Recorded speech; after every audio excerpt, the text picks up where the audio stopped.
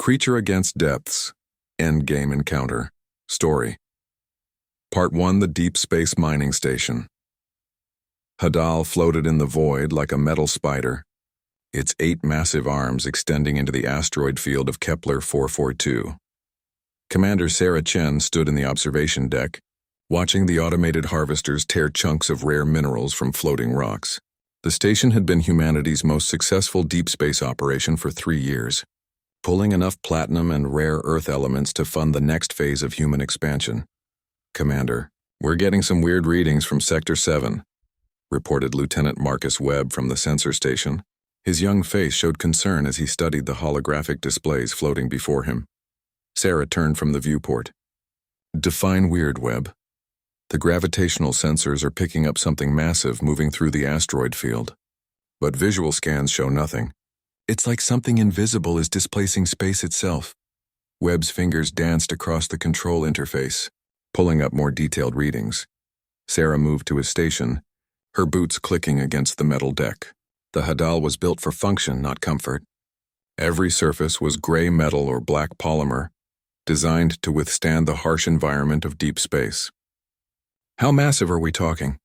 "Based on the gravitational displacement, whatever it is would be roughly the size of a small moon." "But Commander, that's impossible. Our long-range scanners would have detected something that large days ago." Dr. Elena Vasquez, the station's chief xenobiologist, looked up from her research terminal across the command center. She was a small woman with graying hair, but her mind was sharp as a laser cutter. "Unless it's not from our dimension," she said quietly. Sarah raised an eyebrow. "Come again, Doctor?" Elena stood and walked over to them, her tablet in hand. "I've been studying the quantum signatures from the mineral samples we've been extracting. Some of them show properties that shouldn't exist in our normal spacetime. It's as if they've been exposed to physics from somewhere else." The station suddenly shuddered, a low vibration running through the hull. Emergency lights began flashing amber throughout the command center. Chief Engineer Rodriguez's voice crackled over the intercom from the engineering deck below. "Commander, we've got a problem. The quantum drives are showing massive interference. Something out there is messing with the fabric of spacetime itself."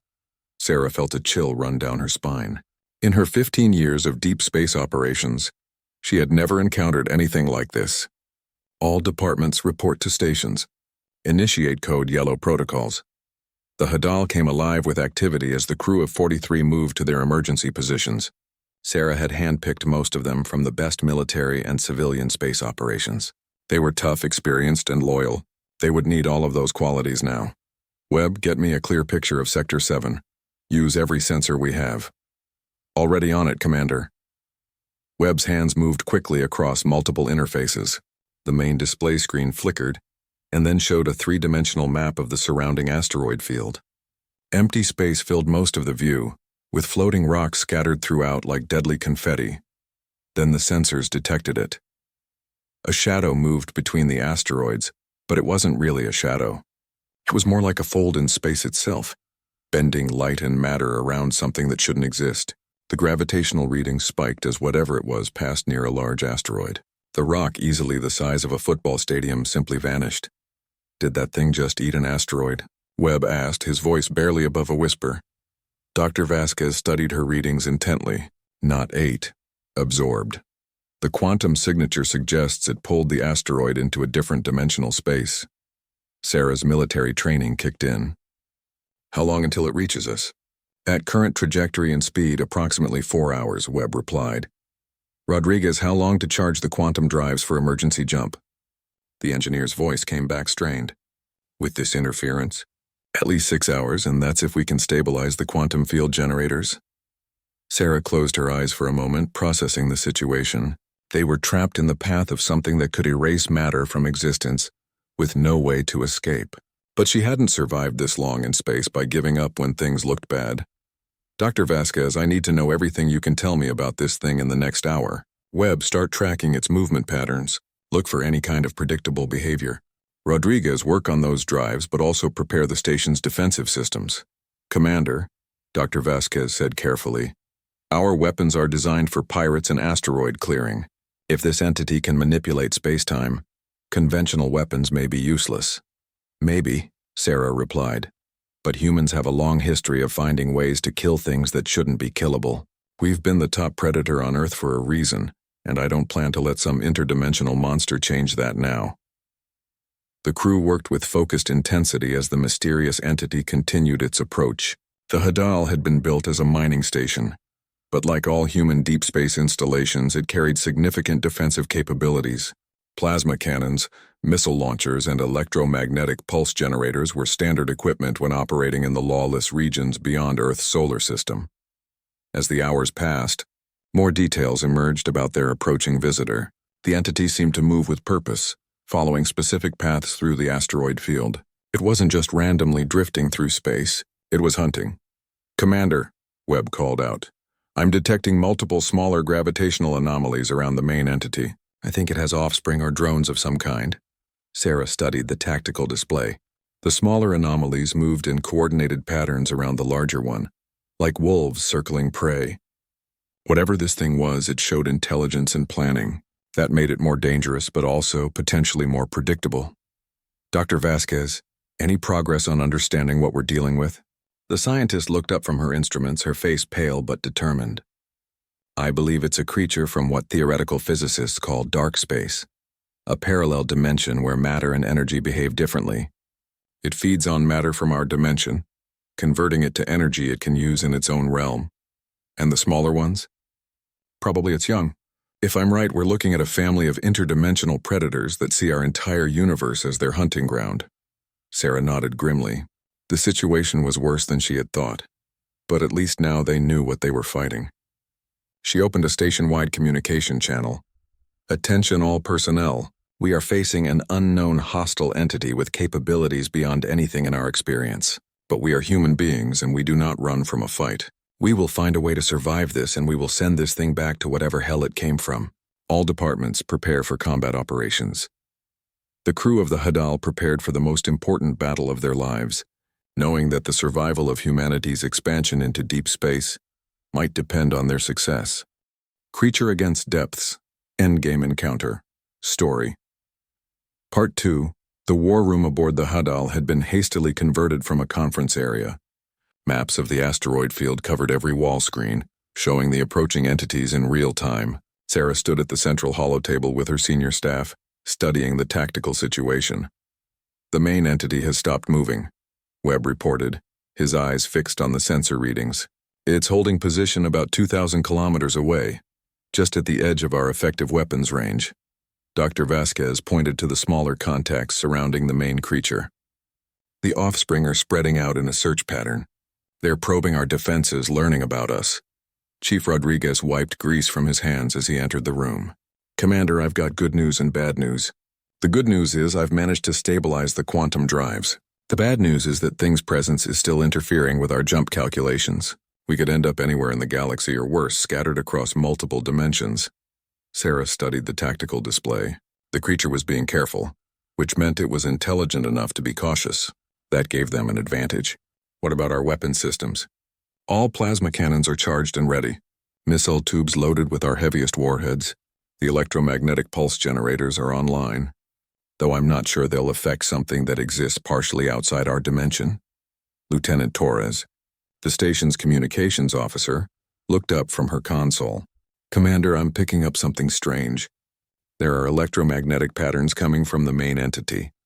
They're too complex to be random." "You think it's trying to communicate?" Sarah asked. "Possibly. Or it could be scanning us, learning our technology." Dr. Vasquez moved to Torres's station, studying the readings. "These patterns are incredibly sophisticated. If this is communication, we're dealing with an intelligence far advanced beyond our current understanding." Sarah made a decision that would have surprised many military commanders. "Torres, try to respond. Mirror their patterns back to them, but change them slightly to show intelligence on our part." "Commander, is that wise?" Rodriguez asked. "We don't know if we're talking to it or feeding it information. We're already outgunned and trapped. If there's a chance for communication, we need to try it." Sarah's voice carried the authority of someone who had made life or death decisions in the depths of space for years. Torres worked quickly, modifying the station's communication array to broadcast on the same frequencies the entity was using. She sent back simplified versions of the patterns they had received, adding mathematical sequences that would indicate human intelligence. The response was immediate. The smaller entities stopped their probe patterns and began moving in perfect synchronization, forming geometric shapes around the main creature. The electromagnetic patterns from the main entity became more complex, more urgent. "It's responding," Torres said excitedly. "The patterns are changing, becoming more structured. I think it understands we're trying to communicate." Dr. Vasquez studied the readings with growing excitement. "Commander, this could be the first documented case of communication with an interdimensional intelligence. The scientific implications are staggering. The survival implications are more important right now," Sarah replied grimly. "Can you understand what it's trying to tell us?" Before anyone could answer, alarms began sounding throughout the station. Webb's voice cut through the noise. "Commander, long-range sensors are detecting multiple new contacts. Big ones." The tactical display updated, showing 3 more massive entities approaching from different directions. Each one was accompanied by its own group of smaller creatures. "They were being surrounded. How long until they reach us?" Sarah asked, her mind racing through possible strategies. 90 minutes for the closest one. The others will arrive within the next 3 hours. Sarah felt the weight of command pressing down on her. 43 lives depended on her decisions, and beyond that, the future of human expansion into deep space hung in the balance. If these creatures could eliminate human outposts at will, it would end humanity's dreams of spreading across the galaxy. "Dr. Vasquez, I need options. Can we fight them? Can we escape? Can we hide?" The scientist studied her instruments, her mind working through the physics of their situation. Fighting them with conventional weapons seems hopeless. They exist partially outside our dimension, so most of our attacks would simply pass through them. Escape is impossible with the quantum drive interference. Hiding. She paused, thinking, "Actually, there might be something. I'm listening." The mineral samples we've been mining show exposure to their dimensional physics. If we could create a large enough field using those minerals, we might be able to shift the station partially into their dimension. "Make ourselves invisible to them." Rodriguez shook his head.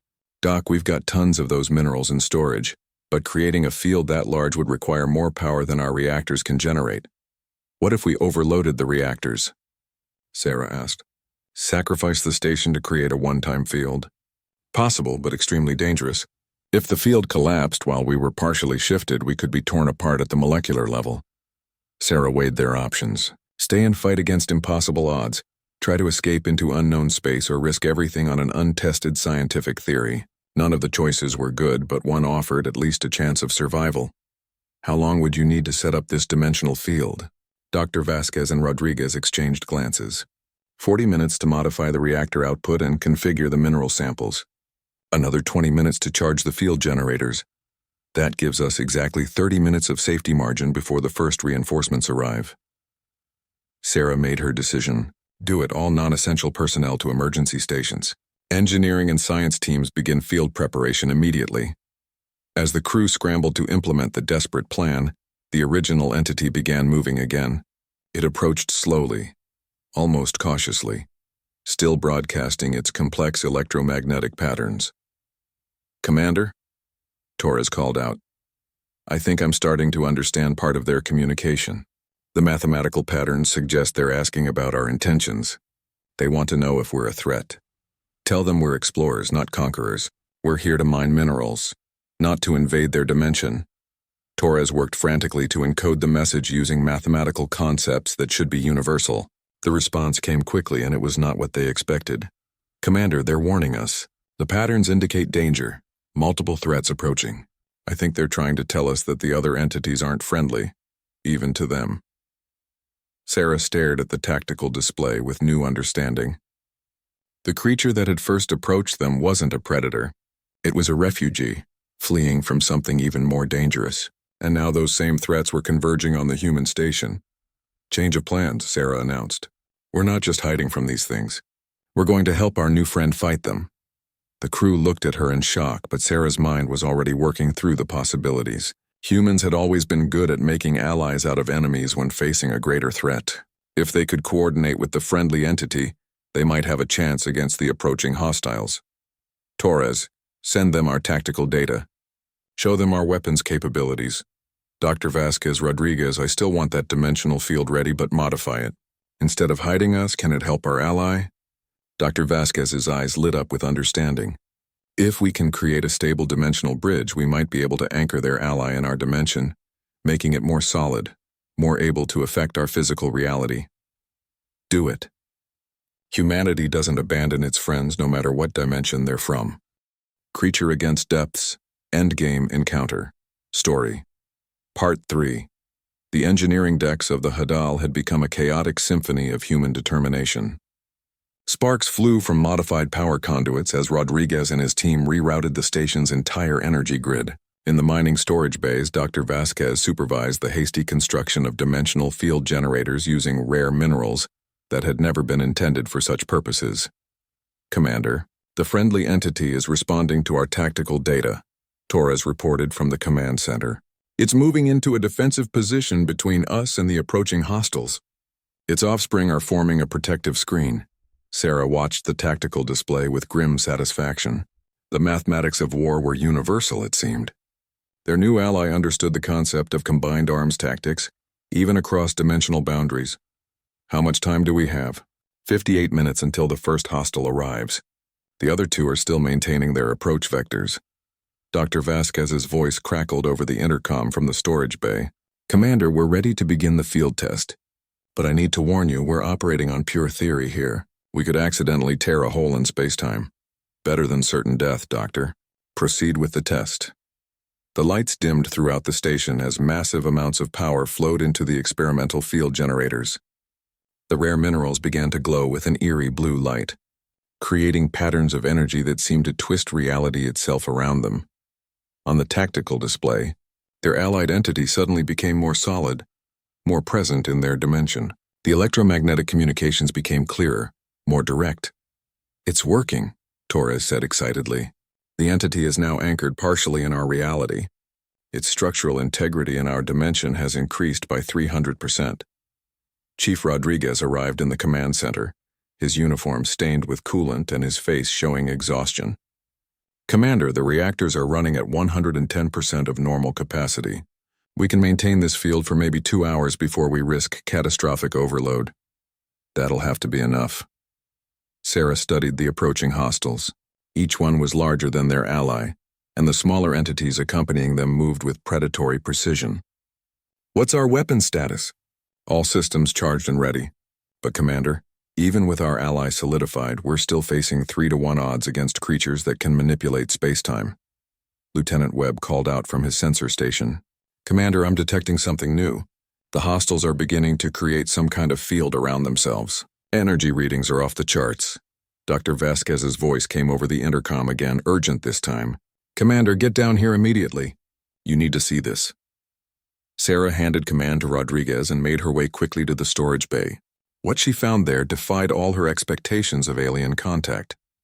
The dimensional field generators had created a stable portal, and through it stepped a figure that was clearly intelligent, clearly alien, but somehow familiar. The entity stood nearly 3 meters tall, with a crystalline structure that seemed to shift between solid matter and pure energy. Where humans had eyes, it had complex geometric patterns that pulsed with the same blue light as the field generators. When it communicated, the words formed directly in Sarah's mind. Commander Chen, I am what you might call an individual of the species you have encountered.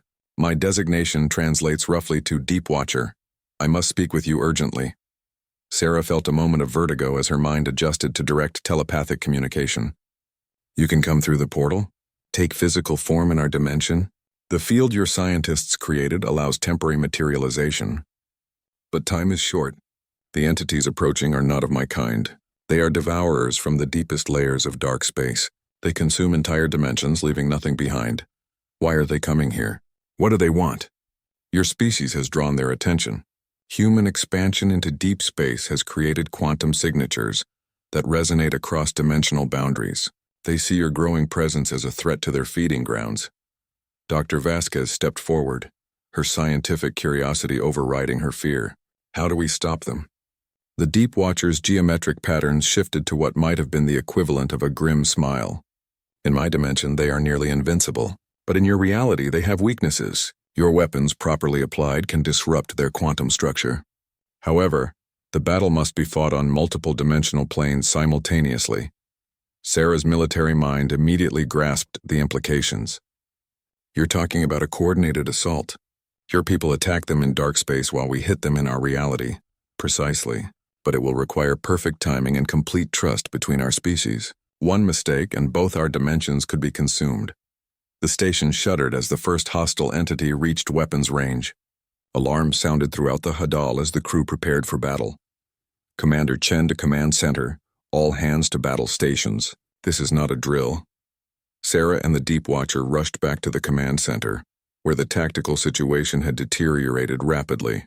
The first hostile was much larger than their ally had appeared on sensors, easily the size of a small moon. Its offspring swarmed around it like deadly satellites, each one capable of destroying a ship.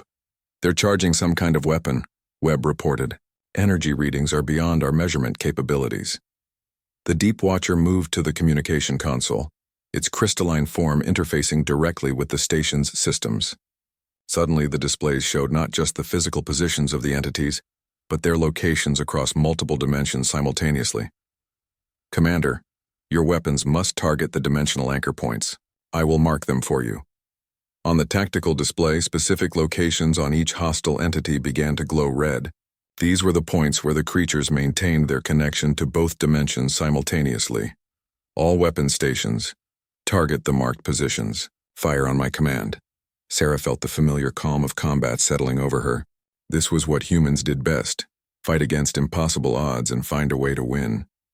The first hostile entity finished charging its weapon and fired. A beam of pure darkness shot toward the station, warping space around it. But their allied entity intercepted the attack, its newly solidified form absorbing the energy and dispersing it harmlessly. Now, Sarah commanded. All weapons fire. The Hadal unleashed everything it had. Plasma bolts, missiles, and electromagnetic pulses converged on the dimensional anchor points. For a moment, nothing seemed to happen. Then the hostile entity began to flicker, its form becoming unstable. In dark space, the Deep Watcher's people launched their own coordinated assault. Sarah could see it on the modified displays as bursts of crystalline energy struck the creatures from their home dimension. The first hostile let out a sound that transcended normal hearing, a cry of rage and pain that resonated across dimensions. It began to collapse in on itself, its form breaking apart as the dimensional anchors failed. But there were still two more approaching, and they had learned from their companions' destruction. They began to spread out, making coordinated targeting impossible. Commander, the Deep Watcher communicated urgently. They are adapting faster than expected. We need a new strategy. Sarah looked at the tactical display, her mind racing through possibilities. Then she noticed something that gave her an idea both brilliant and terrifying. Dr. Vasquez, what would happen if we overloaded our dimensional field generators while the hostiles were trying to create their own fields? The scientist's eyes widened as she understood. The dimensional interference could create a cascade failure. It might tear holes in both dimensions, or it might trap them between dimensions, unable to exist fully in either one. The Deep Watcher's patterns pulsed rapidly. It is dangerous beyond calculation. But it might be our only chance for victory. Sarah made the decision that would determine the fate of both species. Do it.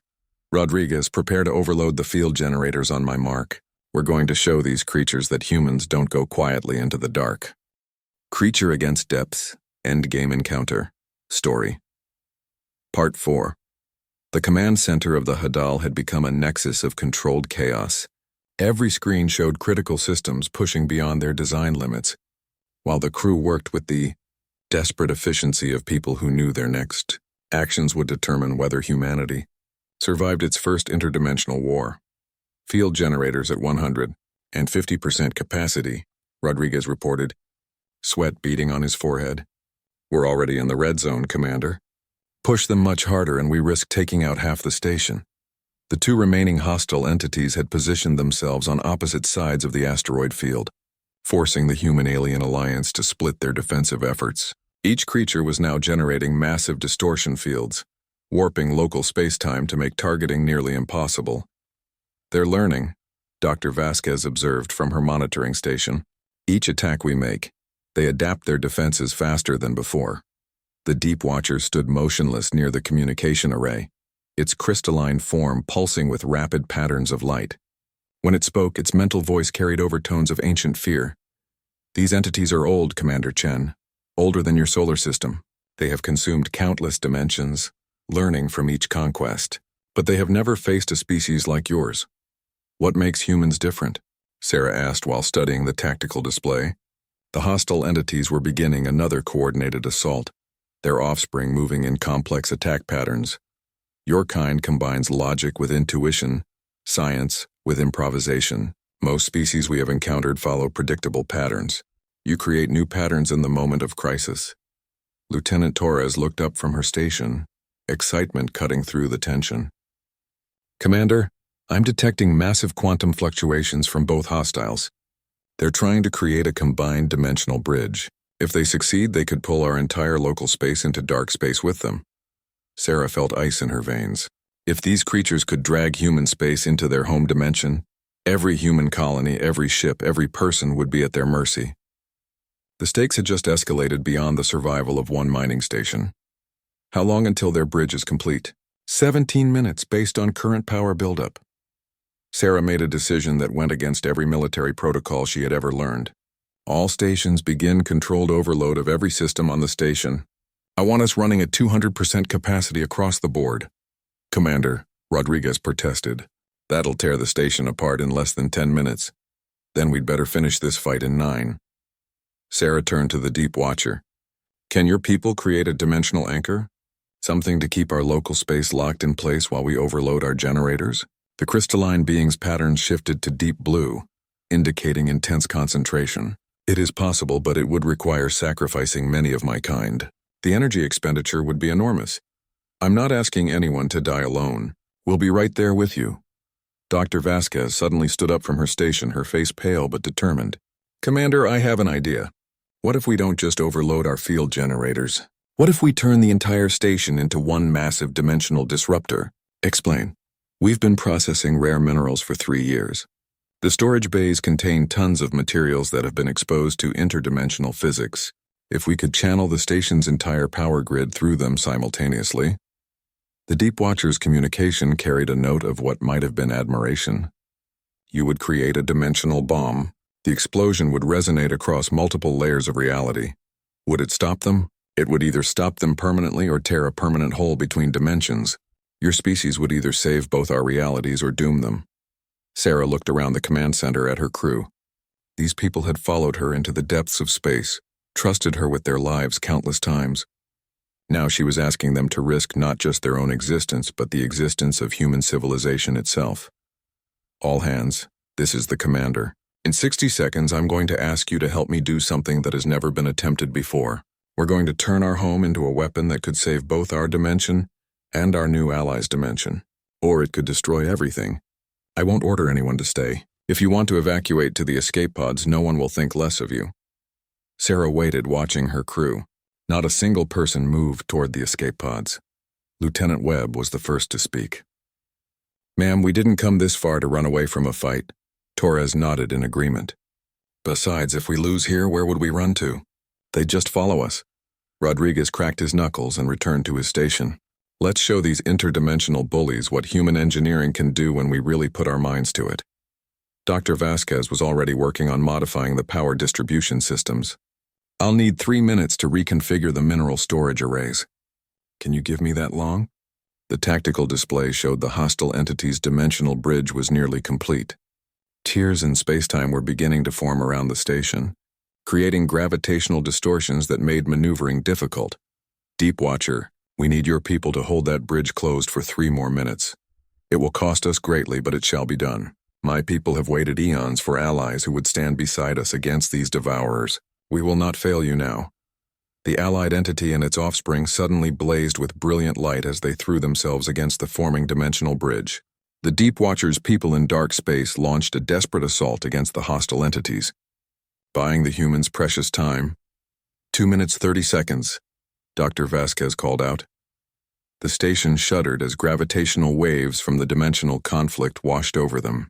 Hull plates began to buckle under the stress, and several secondary systems failed completely. 2 minutes. One of the allied offspring entities was caught in a backlash from the dimensional bridge and simply ceased to exist, erased from reality itself. The Deep Watcher's mental voice carried grief that transcended species barriers. Commander, The bridge is destabilizing our reality faster than anticipated. We cannot hold it much longer. 90 seconds, Dr. Vasquez reported. The mineral arrays are almost synchronized. Sarah watched helplessly as more of their allies fell to the hostile assault. These brave entities were dying to give humanity a chance to save both dimensions. She opened a ship-wide channel. All hands prepare for dimensional overload in 60 seconds. Emergency stations brace for massive system failures. Dr. Vasquez, tell me you're ready. Mineral arrays synchronized. Power grid reconfigured. We're as ready as we'll ever be for something that shouldn't be possible. The hostile entities seemed to sense what was coming. They began pouring more energy into their dimensional bridge, trying to complete it before the humans could act. The space around the station began to tear visibly, showing glimpses of the dark space dimension beyond. 30 seconds. All hands brace for dimensional discharge. The Deep Watcher moved to Sarah's side, its crystalline form now flickering as it maintained its presence in human reality. Commander, it has been an honor to fight beside your species. Whatever happens, know that you have shown the universe that not all intelligence bows to superior force. 15 seconds. Rodriguez, transfer all power to the mineral arrays. 10 seconds. All stations report ready. Sarah looked one last time at her crew. These remarkable humans who had chosen to risk everything for the chance to protect their species and their new allies. 5 seconds. For humanity, for our allies, for every dimension that deserves to exist free from these devourers. Fire. Creature Against Depths Endgame Encounter Story Part 5. The universe screamed. That was the only way Sarah's mind could process what happened when 3 years' worth of interdimensionally exposed rare minerals suddenly released their stored quantum energy in a controlled explosion that defied the laws of physics. The Hadal became the epicenter of a dimensional shockwave that rippled across multiple layers of reality simultaneously. For 17 seconds that felt like eternity, every human on the station experienced existence from the perspective of beings that lived in folded space-time. They saw through eyes that perceived 12 dimensions, felt emotions that had no names in any human language, and understood mathematical concepts that their brains weren't designed to comprehend. Then the shockwave hit the hostile entities. The 2 massive devourers, caught in the middle of creating their dimensional bridge, found themselves suddenly existing in every possible state of matter simultaneously. Their carefully controlled field collapsed as the dimensional bomb forced them into quantum superposition across 17 different planes of existence. The larger of the 2 entities tried to retreat into pure dark space, but the shockwave followed it, carrying the chaotic physics of human reality into the ordered structure of its home dimension. It began to collapse in on itself as its own energy patterns turned against each other. The second entity attempted to fully materialize in human space, hoping to escape the dimensional chaos by abandoning its connection to dark space entirely. But the moment it became completely solid in human reality, every weapon system on the Hadal could finally target it effectively. All weapons, concentrated fire on the materialized entity, Sarah commanded, her voice hoarse from the strain of experiencing multidimensional existence. The station's plasma cannons, missile systems, and electromagnetic pulse generators unleashed a devastating barrage at point-blank range. Without its dimensional phasing abilities, the creature was just another very large, very hostile alien that humans had learned to kill. The entity lasted 43 seconds under the concentrated assault before its quantum structure finally collapsed. It died the way humans understood death. Its matter scattered across normal space in a cloud of exotic particles. But the victory came at a terrible cost. The dimensional explosion had torn the Hadal apart from the inside out. Hull breaches vented atmosphere into space, reactor containment was failing, and life support systems were operating on emergency power only. Worse, the shockwave had created unstable tiers in local spacetime that were slowly expanding. Damage report, Sarah called out, struggling to maintain consciousness as her human brain tried to process the memories of existing in higher dimensions. Rodriguez's voice came weakly over the intercom. Hull integrity at 30% and falling. Main reactor is in emergency shutdown. We've got maybe 20 minutes of life support left. Dr. Vasquez, blood streaming from her nose due to the neural strain of dimensional exposure, looked up from her readings. Commander, the space-time tiers are expanding. If they reach critical size, they'll create a permanent rift between dimensions. The Deep Watcher, its crystalline form now flickering rapidly between solid and transparent states. Managed to communicate despite obvious distress. The dimensional damage is severe but not irreversible. My people can stabilize the tears, but we need time to gather the necessary energy. Lieutenant Torres, wiping blood from her ears, managed to speak through gritted teeth. Commander, I'm detecting something else. The quantum resonance from our explosion. It's spreading beyond this system. Other dimensional entities are responding to it. Sarah felt a chill that had nothing to do with the failing life support. Hostile responses? Unknown. The quantum signatures are different from the devourers we just fought. Some seem curious rather than aggressive. Webb, struggling to focus his eyes on the sensor displays, reported more immediate concerns. Commander, the space-time tears are interfering with our escape pod systems. The quantum drives can't lock onto stable coordinates. The station shuddered again as another section of hull collapsed. Emergency lights flickered throughout the command center, and the sound of atmospheric leaks could be heard in the distance. Dr. Vasquez suddenly straightened, her scientific mind cutting through the physical pain. Wait, the tears aren't just random damage. They're following specific geometric patterns, almost like a blueprint. The Deep Watcher's communication carried a note of sudden understanding. Yes. The explosion has created a dimensional map, showing pathways between realities that were previously hidden. Your weapon has done more than destroy our enemies. It has revealed the true structure of the multiverse. Sarah realized the implications immediately. We've created a roadmap for interdimensional travel. Anyone who studies these tiers will be able to navigate between dimensions. Precisely. But that knowledge must be protected. In the wrong hands, it could allow new devourers to find and consume inhabited dimensions. Lieutenant Torres looked up from her communication array, her face pale but excited. Commander, we're receiving transmissions. Multiple sources from different dimensional frequencies. Some of them are speaking languages I recognize. Human languages? Yes, ma'am.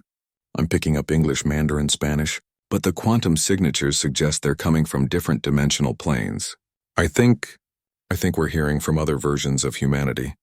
The concept staggered everyone in the command center. The dimensional explosion hadn't just revealed pathways between different alien realities.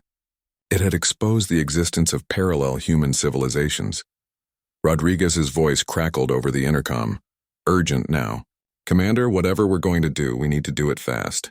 Reactor containment is failing. I can give you maybe 10 more minutes before we have a complete power failure. Sarah's mind raced through their options. The station was dying, but they had discovered something that could change the future of human civilization forever. They had proof that humanity existed across multiple dimensions, and they had the key to communicating with those other versions of themselves. Deep Watcher, can your people stabilize just one of the smaller tiers? Something large enough for data transmission but small enough to remain controlled? It is possible, but it would require precise coordination between our species. The stabilization field would need to be maintained from both sides of the dimensional barrier. Dr. Vasquez wiped more blood from her nose and managed a weak smile. Commander, if we can create a stable communication link, we could share our data with the other human civilizations. They could learn from our experience, prepare for their own encounters with dimensional threats. Sarah made another decision that would echo across multiple realities. Do it. Torres, prepare to broadcast everything we've learned about the Devourers, our alliance with the Deep Watchers, and the location of stable dimensional pathways. Every version of humanity deserves to know what's out there. The Deep Watcher began to glow more brightly as it channeled energy from its home dimension. My people are moving into position. But Commander, maintaining this link will prevent us from repairing the other tiers. This station will not survive. Our escape pods? Webb checked his readings one more time. Still unable to achieve stable jump coordinates. The dimensional interference is too severe.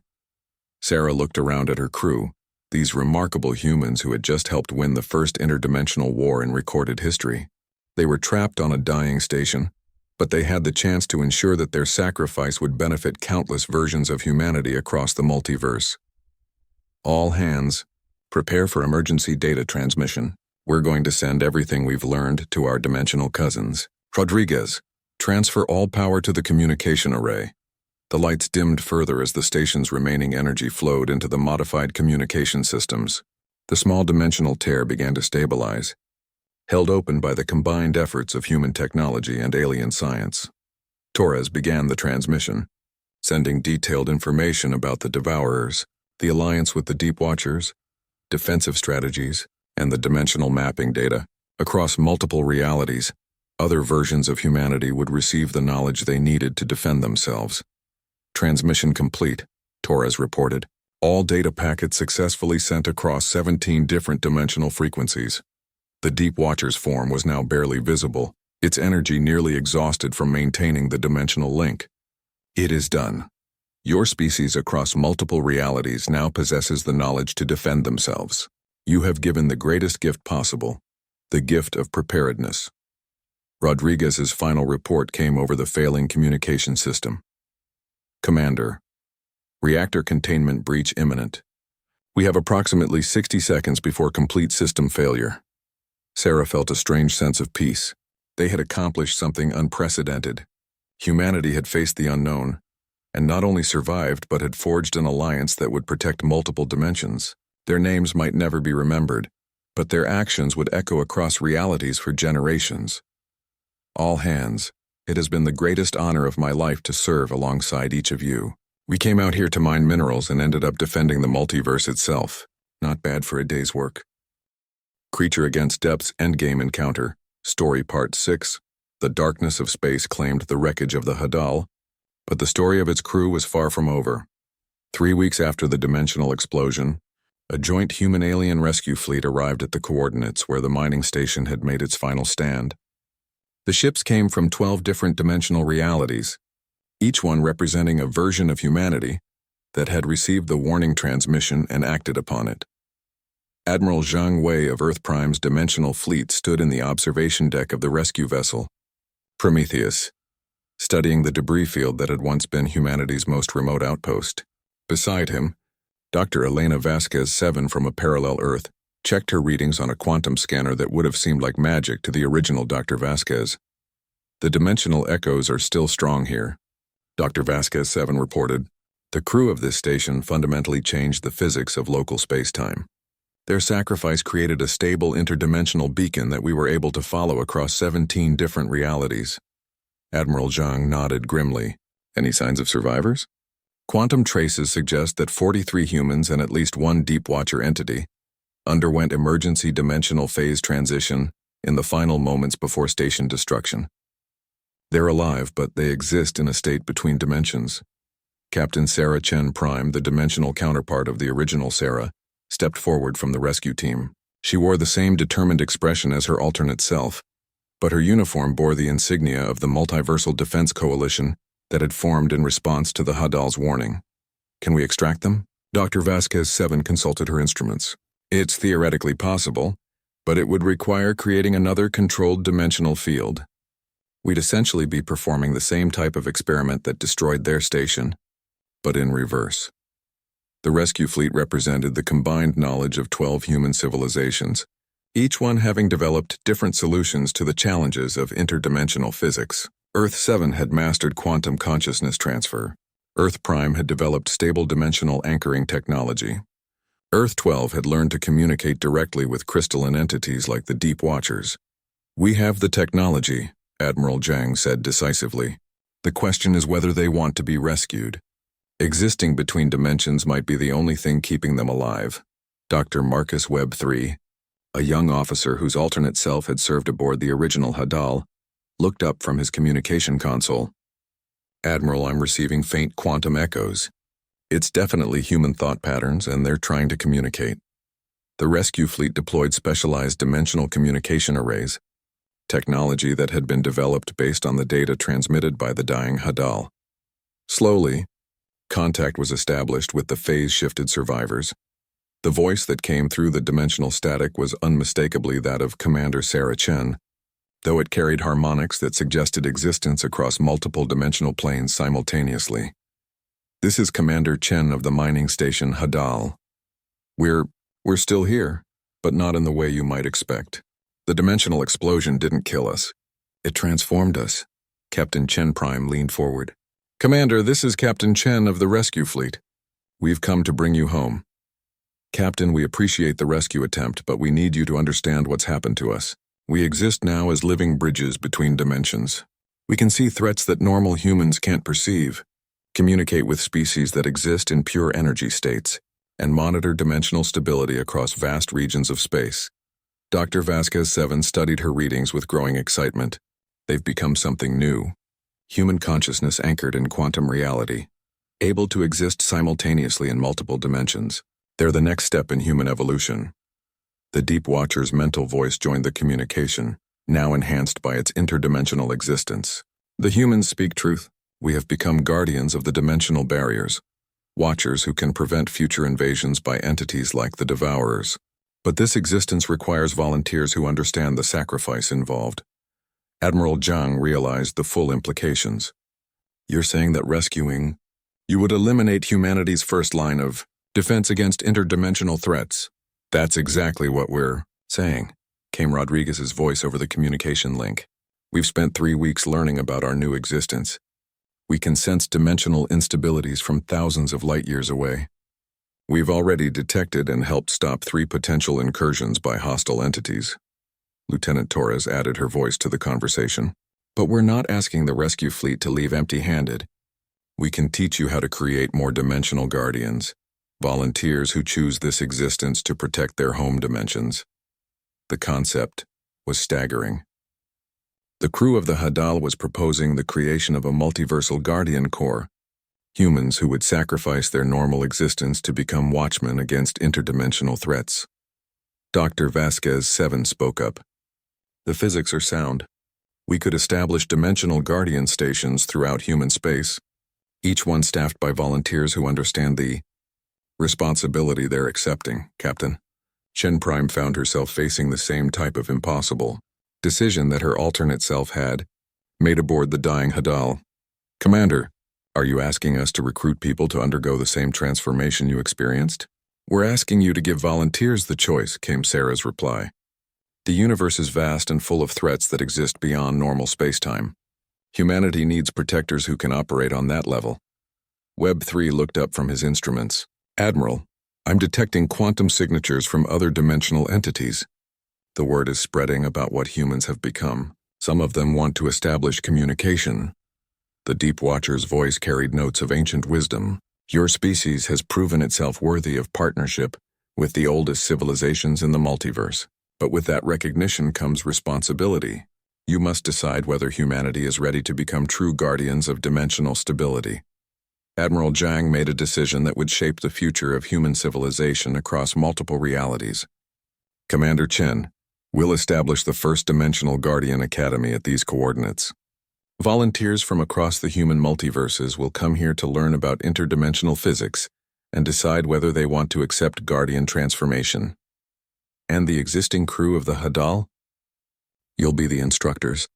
Who better to teach new Guardians than the people who discovered this existence through courage and sacrifice?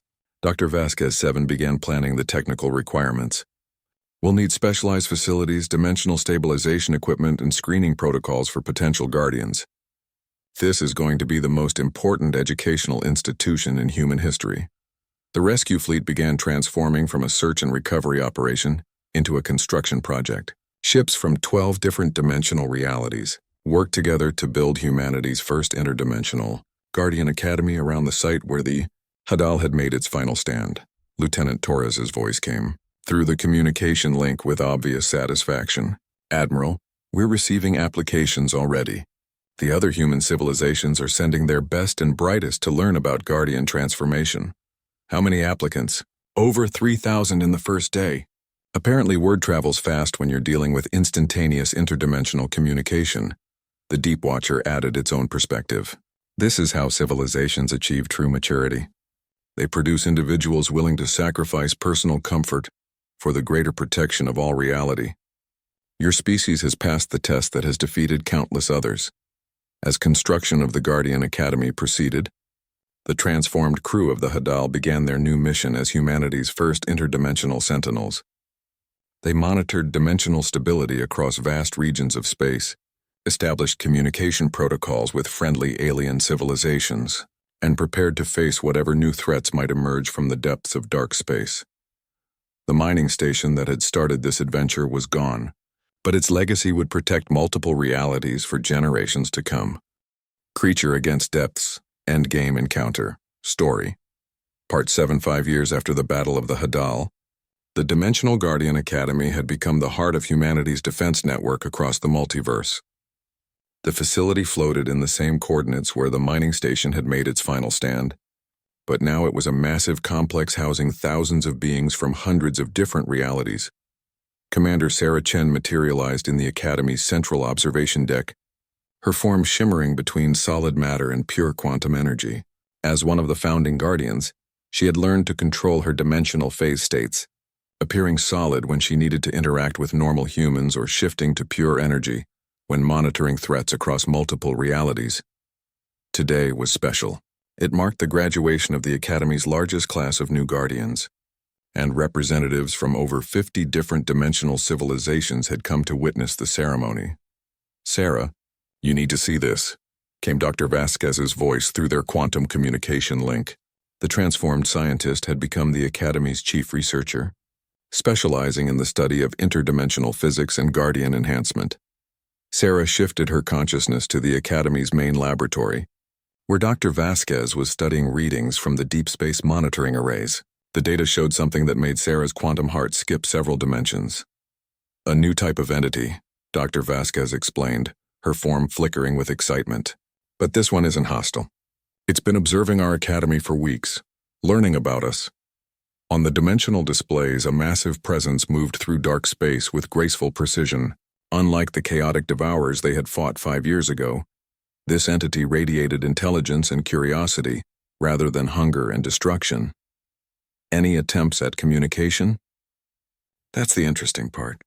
It's been broadcasting mathematical sequences that seem designed to demonstrate peaceful intent. The Deep Watchers are excited about it.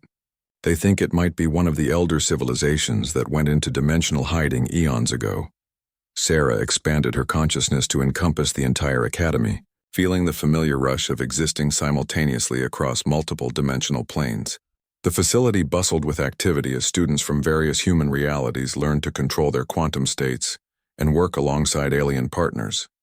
Lieutenant Torres, now the Academy's chief communications officer, appeared in the laboratory with news that would change everything. "Sarah, Elena, you need to hear this.